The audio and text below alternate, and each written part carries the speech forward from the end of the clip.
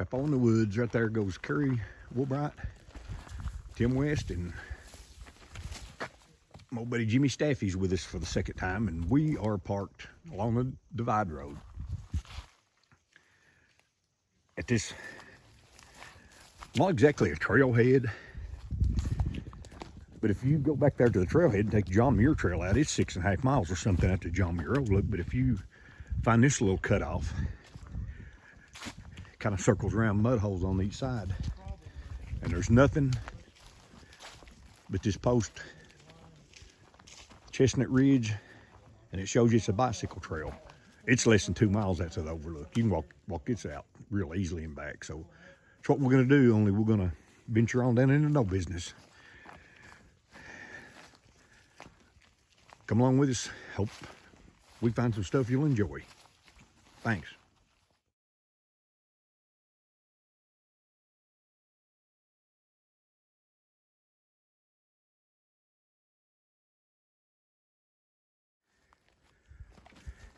This section we're on here, it's the John Muir Trail. And if you're out on Divide Road and take the John Muir Trail out here, you're talking about 6.5 miles or more in each direction.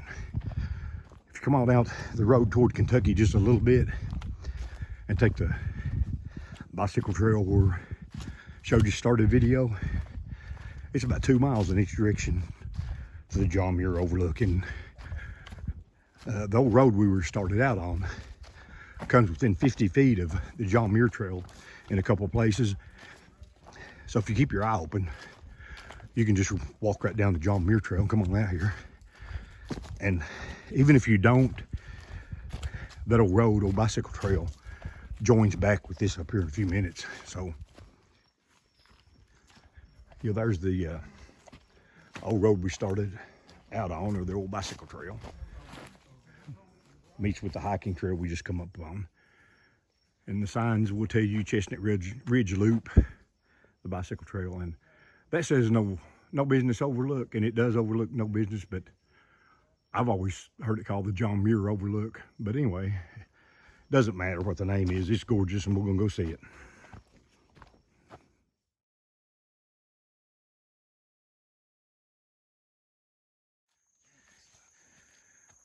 Okay, we headed into a totally different kind of landform here. We had been on the ridge walk in big timber and big trees, but we're getting close to the drop off.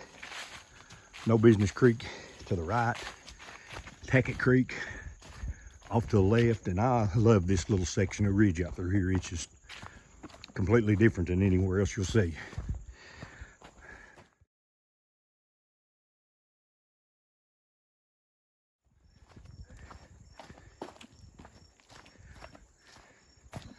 Just a very gorgeous area.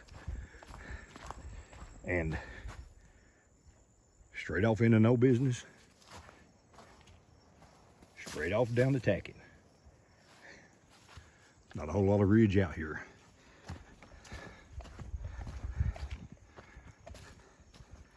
And still missing a step up there, but we're going on up it.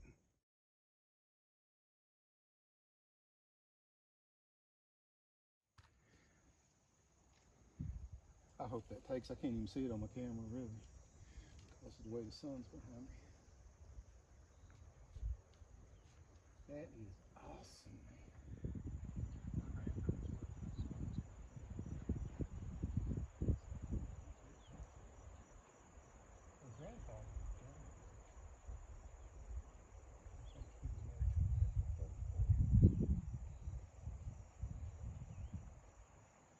That rock formation right there is cool.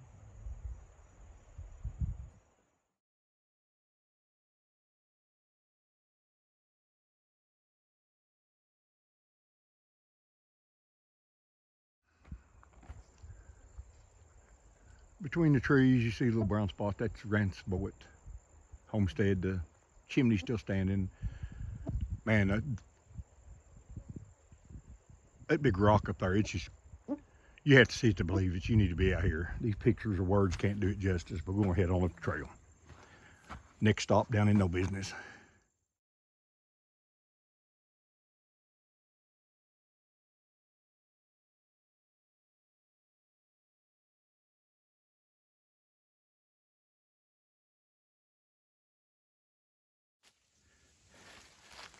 This is kind of the large rock formation we were on at the Overlook, probably right around that corner. And it's way up there. But the trail makes a turn.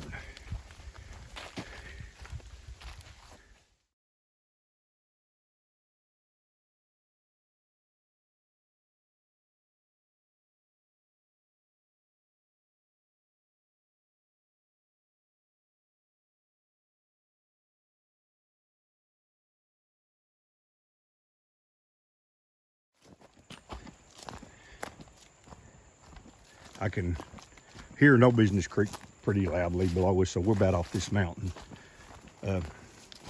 From the John Muir Overlook down here to No Business Creek, it's probably a mile, maybe just a tad over. But it's easy. If you want to go up it, you'd have no trouble. Just a series of long switchbacks. And very nice, well-maintained trail. A couple trees have fallen over it, but no big deal. So.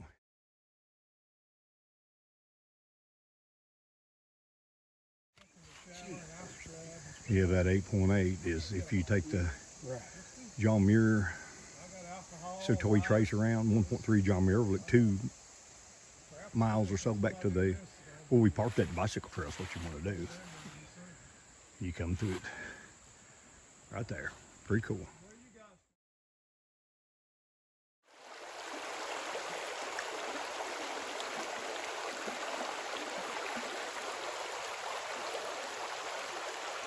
This is the beautiful No Business Creek.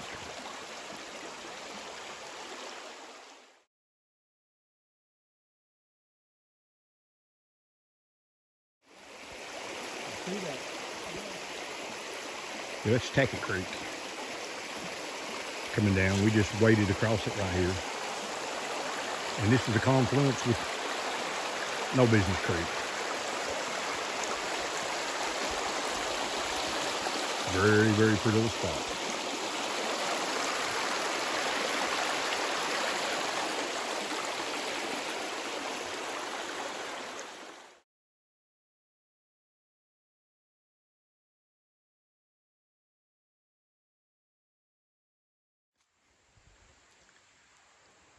Okay, I was down here with some folks, probably May. I can't remember the exact date. It was rainy, and we found this up above Tackett Creek, and really good possibility this could have been a couple foundation stones of Richard Slaven's, the first settler of the valley.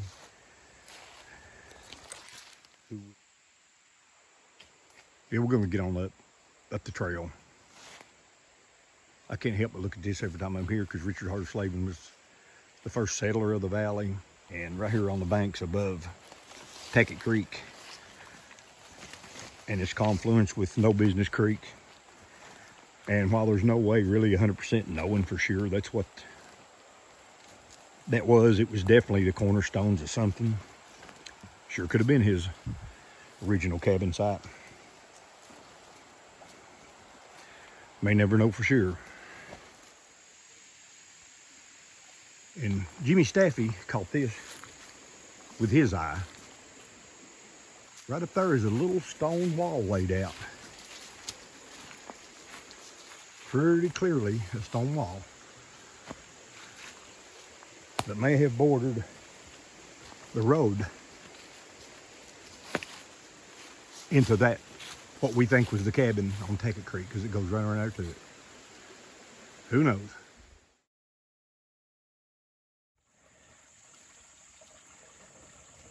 And I don't care how many times I come down in through here, this place fascinates me. If that big rock sloping down had still been up here over the top, this culvert would have took the stream underground from right back there all the way to the other side of the road. It comes out over here. There's some big minnows in there too. But anyway, yeah, these people, you know, they were hard-working, smart engineers, and I admire them. Cedar trees. Ooh, rusted metal. Walnut trees. A lot of stones holding that bank back and it falling in. Look at that big stone there. It doesn't look natural, you know? Yeah. It may be, but it doesn't look like it. Broken glass. And there's the shovel I took a picture of one time. That baby had some work. Oh, wow. And this was the Lee Crabtree home place, right? Right up here.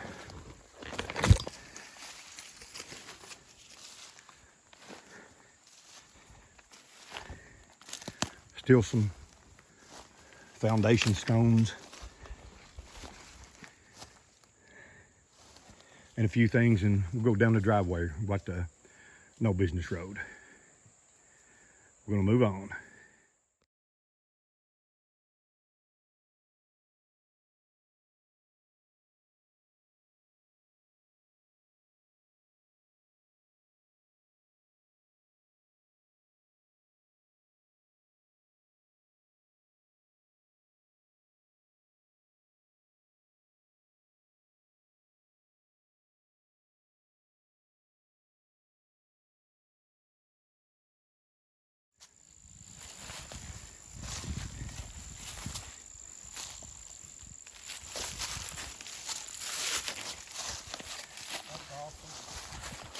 Yeah, again, you can't hike through here and not walk around it, but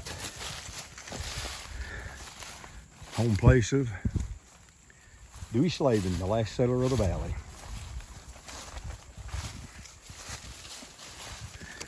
And the old chimney.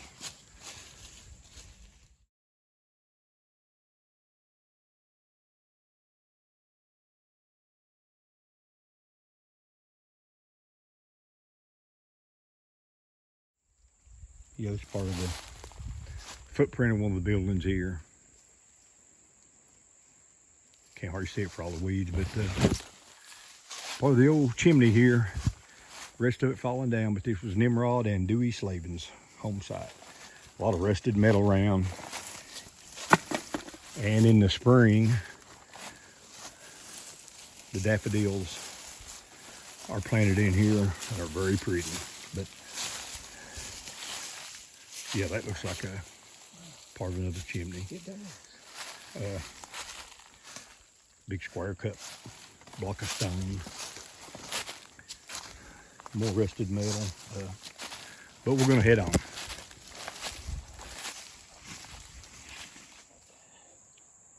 Jimmy Staffy knows this beside the road, and I had never noticed it, but these rocks are stacked here.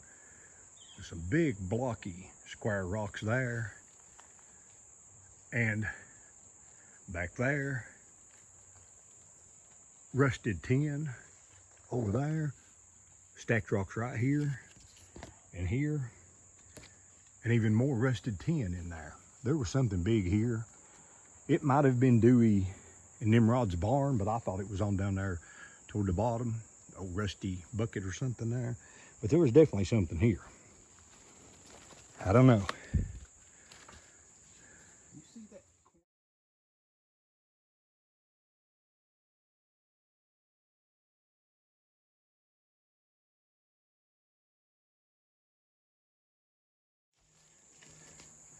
Yeah, that's pretty cool. It looked like maybe an old barn or something that ran up toward the road. Definitely had a tin roof and a lot of big, huge stacked cut stone. So we're gonna move on.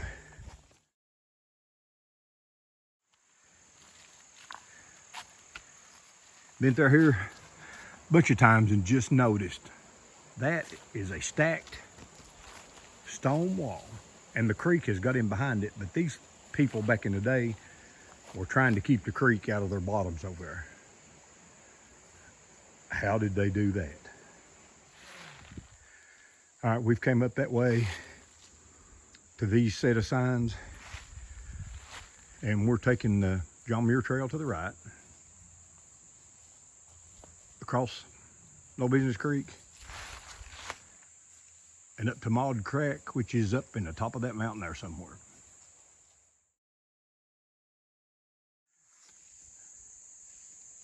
The old road that we just split off is right above that stone wall. And that's another one of those massive, big old stone walls that you don't know how they built, but they did.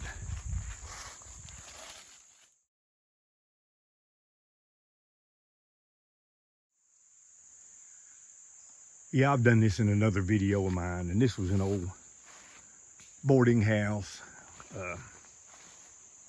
Several things over the years.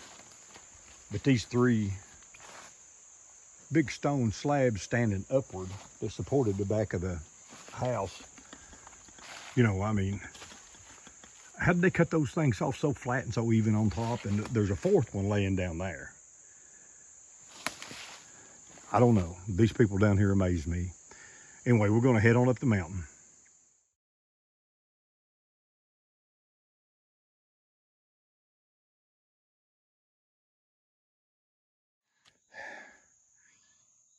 Okay, we've come up the trail from No Business Creek. We're getting to the top of the mountain, and that's not a hard hike up that. It's uphill, but it's, again, like hiking trails in Big South Fork. Series of long switchbacks that are not too bad. And I did it in another video, but when you're coming up through here, you see that sign, and you see that sign, you turn up right there and go in between them. And Maude's Crack is right up there.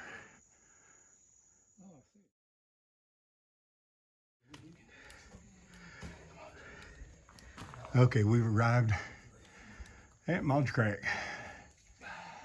Be heading on up to the top in just a minute.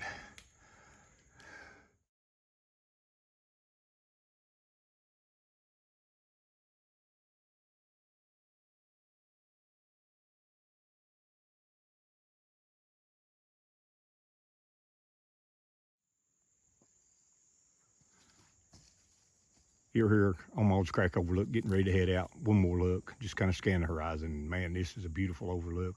Second great overlook we've been on today. And one of my favorite formations right there in the middle. The No Business Butte. No Business Valley way below. I mean, I think this is incredible. And that Burke's Knob, Peter Burke.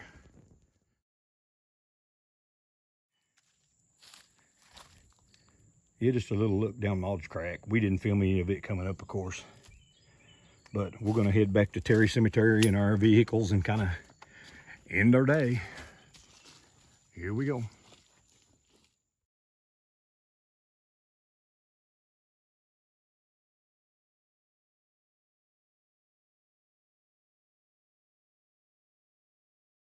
Look at this. And we're back to the Maude's Crack parking lot. Trailhead, and we're getting ready to go home. It looks like I've got a note on my Blazer, and Tim's vehicle's gone. He's probably took Carrie back to his, so. And that's okay. And my buddy Staffy, here we are again. We've had another great day, and Wonderful. There'll be many more. Absolutely. So I appreciate you hiking with me, man. Oh, So, appreciate your company. gonna head on home. Hot shower. Oh, yeah. Warm meal, and my recliner, watching football tonight. So, everybody, thanks for watching. We're definitely doing it again soon. So, this is Pepper on the Woods, and I do appreciate it. If you like this, hit the little like button on my channel. Subscribe to my channel, please. I'd appreciate that. And so, until next time, see ya.